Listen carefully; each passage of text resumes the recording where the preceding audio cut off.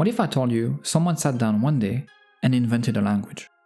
Not slang, not a dialect, an entire language, with its own grammar, sounds, rules, and thousands of words.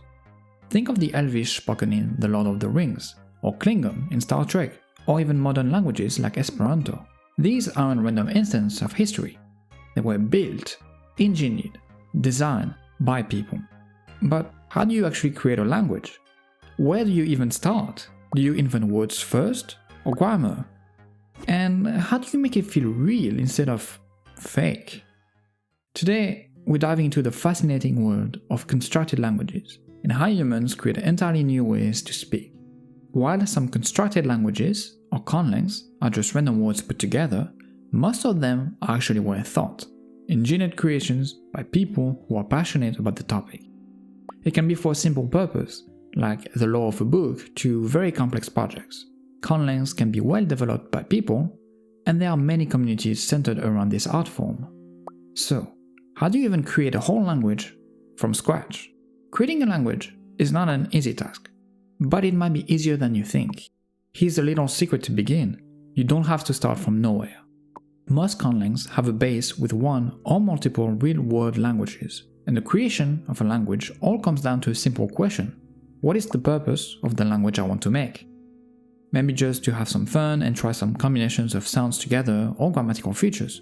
If so, you can just experience with different things and have fun.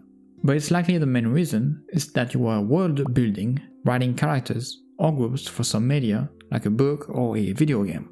In that case, you may want to take inspiration from actual languages. For example, let's say you are writing about a race of elves for a book. Then the language will likely draw from Celtic languages or Nordic languages, just like Tolkien did. And this is because constructed languages often rest upon the common imagination of people on various topics. A race of people living in a desert? You'll likely be inspired by actual groups of people who live in deserts and the languages they may speak. This will help you invent your own language. If you are interested in creating a language set in a fictional cold world, then looking into Nordic languages is a good starting point.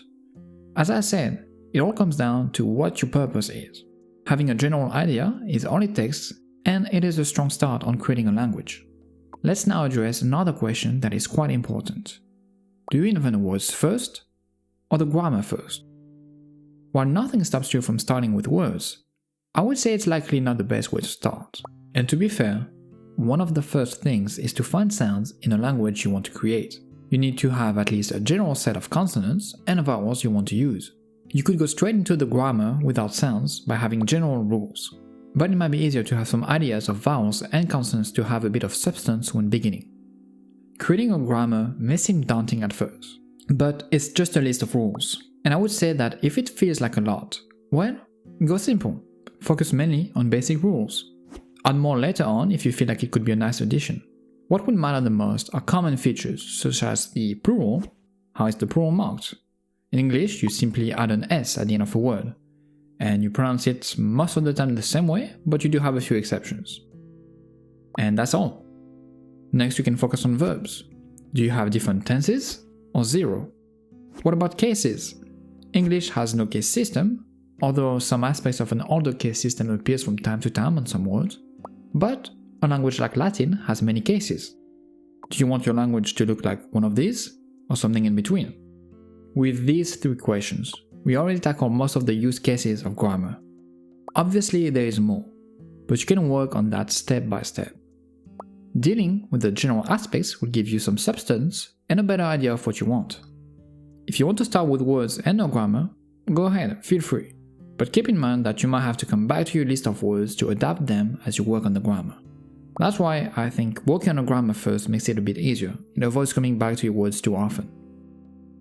Before talking more about this, I want you to know that I frequently upload videos on the topic of linguistics and languages, so you can subscribe to this channel to not miss any.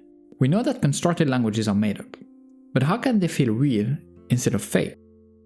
For that, we have to look at natural languages. Natural languages are messy, irregular, and shaped by history. They have patterns, but they also have exceptions, shortcuts, and sometimes anomalies that come from generations of people using them in everyday life. A language that is perfectly logical and perfectly consistent often feels artificial, because no human language actually works this way. To make a perfect language, you need to make it imperfect. That's also why some people feel like Esperanto doesn't feel real. It's a constructed language. Even though there is a lot of speakers of Esperanto today, the very nature of the language makes it so some people still don't see it as a natural language today. One key factor is the history of languages. Real languages change over time.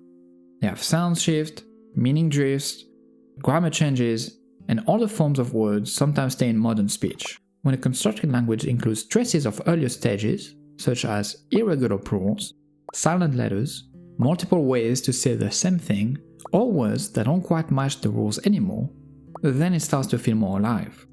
It suggests that people have been speaking it for centuries. Keep this in mind if you're making a language. Include irregularities, different words, borrowings even, to show that there has been some use.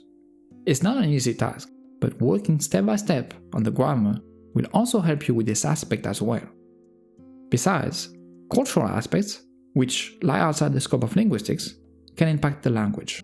This is something to keep in mind.